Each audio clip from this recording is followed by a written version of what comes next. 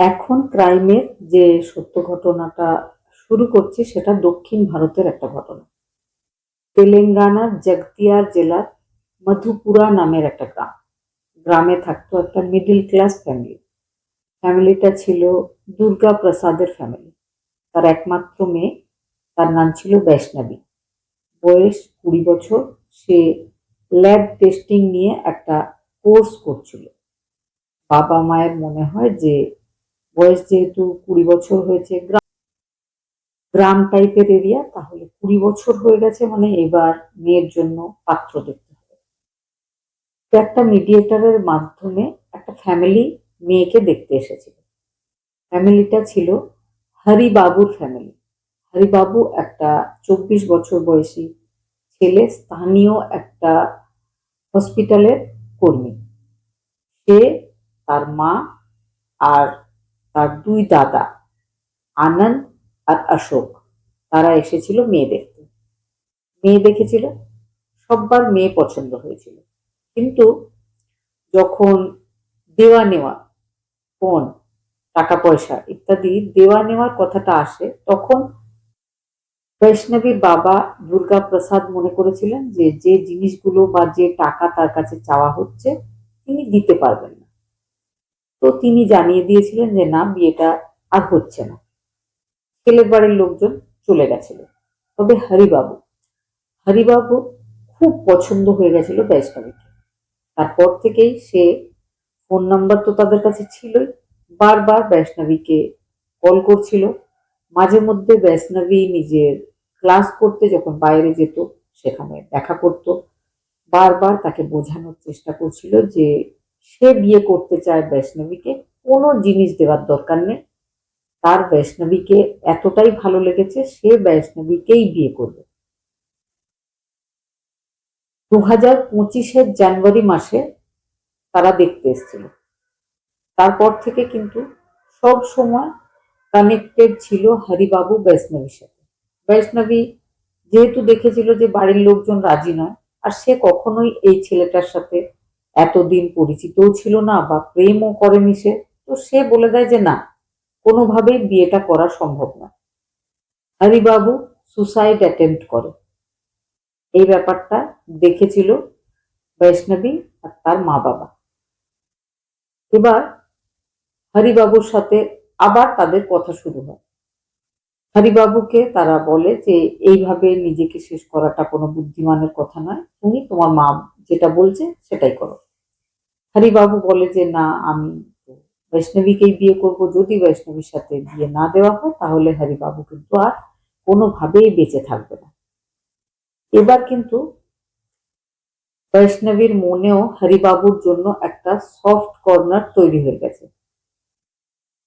সেও মনে মনে হরিবাবুর সাথে বিয়ে করতে চাইছে, কারণ হরিবাবু তাকে এত ভালোবাসে। বৈষ্ণবীর বাবা মায়েরও মনে হচ্ছিল যে ছেলেটা ভালোই, মেয়েটাকে নিশ্চয় সুখে রাখবে, চাকরিও একটা করে, তো বিয়েটা দেওয়া উচিত।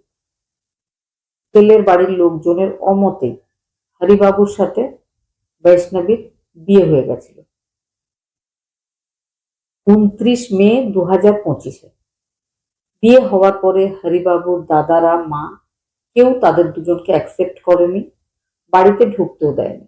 হরিবাবু আবারও ফিরে এসেছিল নিজের শ্বশুরবাড়িতে। শ্বশুরবাড়ির লোকজনেরা কিন্তু আগে থেকেই জানতো যে শ্বশুরবাড়িতে তাদের মেয়ের জায়গা হবে না। তো তাদের বাড়ির এক অংশে জামাই আর মেয়ের থাকার ব্যবস্থা করে দেওয়া হয়েছে। তারপর থেকেই হরিবাবু শ্বশুরবাড়িতে থাকা শুরু করেছে। সব ঠিকঠাক চলছিল, খুব ভালোই চলছিল। বর্তমানে হরিবাবুর স্ত্রী বৈষ্ণবী 5 মাসের প্রেগনেন্ট। 2024-এ বৈষ্ণবী একটা ইউটিউব ব্লগের চ্যানেলও খুলেছিল। মাঝে মধ্যে সে সেই চ্যানেলে পোস্টও করত।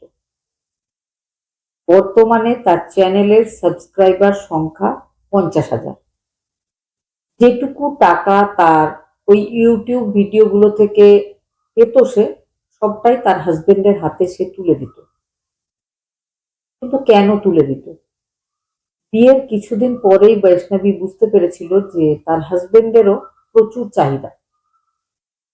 সব সময় সে নিজের মা আর দাদাদের নাম করে কিছু না কিছু চাইতেই থাকে। বৈষ্ণবী সবসময় হাসি মুখে থাকে, হাসতে হাসতেই ভিডিওগুলো তৈরি করে, বাইরে কাউকে কিচ্ছু বুঝতে দেয় না, এমনকি বাড়িতে যে মা বাবা রয়েছে তাদেরকেও বুঝতে দেয় না যে সে কিন্তু সুখে নেই। একটা সময় মা বাবাও বুঝতে পারে জামাইয়ের কথা থেকে। মা বাবারা 12 লাখ টাকার একটা সম্পত্তি জামাইকে দিয়েছিল যাতে জামাই খুশি হয়। মা বাবা মনে করেছিল যদি এইভাবে বিয়ে না দেওয়া হতো তাহলে অনেক কিছুই তো বৈষ্ণবীকে দিতে হতো, তো দেওয়াই যায়। বৈষ্ণবীর জন্য তারা যে টাকা রেখেছিল সেটা থেকেই 12 লাখ টাকার একটা সম্পত্তি কিনে দেওয়া হয় জামাইকে। জামাইয়ের চাহিদা তাতেই বন্ধ হয়ে যায়নি।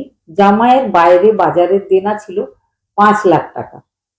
সেই টাকাটাও বৈষ্ণবীর বাবা জামাইয়ের হাতে দিয়েছিল যে দেনাগুলো সব মিটিয়ে দাও। সেটাও করেছিল হরিবাবু। কিন্তু হরিবাবুর আবারও দরকার আরো 5 লাখ টাকা। এই ব্যাপারটা কিন্তু হরিবাবুর যে স্ত্রী বৈষ্ণবী সে লজ্জায় নিজের মা বাবাকে বলতে পারছে না। সে নিজের চ্যানেলে কাজ করা আরো আরো অনেক বাড়িয়ে দিয়েছে। তার কিন্তু ধীরে ধীরে সাবস্ক্রাইবার বাড়ছে, ইনকামটাও বাড়ছে। সে চাইছে এই ইনকামটা পুরোপুরি যদি হাজবেন্ডকে দিয়ে দেওয়া হয় তাহলে হয়তো তার হাজবেন্ড খুশি হবে, তার হাজবেন্ড তার বাবা মায়ের কাছে আর টাকা চাইবে না। কিন্তু তেমন হয়নি। এক্ষুনি 5 লাখ টাকা দরকার হরিবাবু, যেটা কিন্তু বৈষ্ণবীর কাছে ছিল না আর নিজের বাবা মাকে বৈষ্ণবী বলছিল না।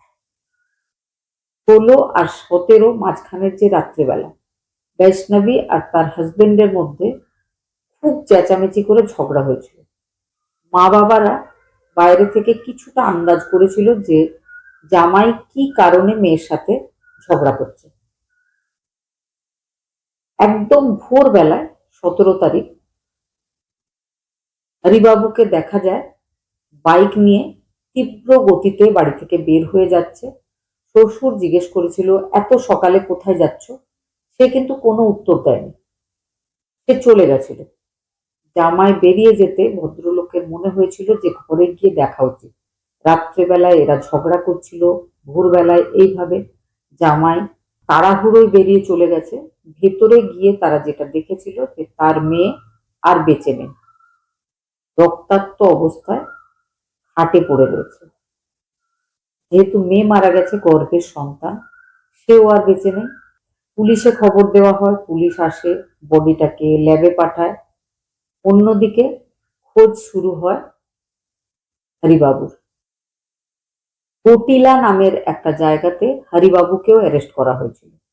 হরিবাবুর কাছেই যে অস্ত্র দিয়ে সে মেরে ফেলেছিল নিজের স্ত্রীকে রাগের মাথায়, সেই অস্ত্রটাও পাওয়া গেছিল। আর যে জামা কাপড় পরে সে এই ঘটনা ঘটিয়েছিল সেটাও সে খুলে একটা পলিথিনের মধ্যে রেখে নিজের সঙ্গে নিয়ে ঘুরছিল। ধরা পড়ে যায় পুলিশকে, আর এভিডেন্সের জন্য বেশি চেষ্টা করতে হয়নি, সবটা তার কাছেই পাওয়া গেছিল। বর্তমানে সে পুলিশ কাস্টডিতে রয়েছে। তার কাছে জিজ্ঞাসাবাদের পর পুলিশ যেটুকু বুঝতে পেরেছে সে যে নিজের স্ত্রীর সাথে খারাপ ব্যবহারগুলো করছিল সেটাতে ইন্ধন জুগিয়েছিল তার 2 দাদা আর তার মা।